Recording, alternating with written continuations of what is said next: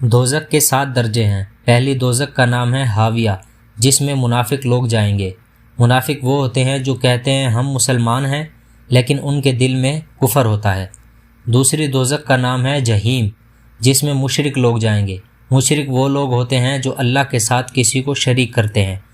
تیسری دوزخ کا نام ہے سقر، جس میں وہ لوگ جائیں گے جو تاروں کی اور آگ کی پوجا کیا کرتے ہیں۔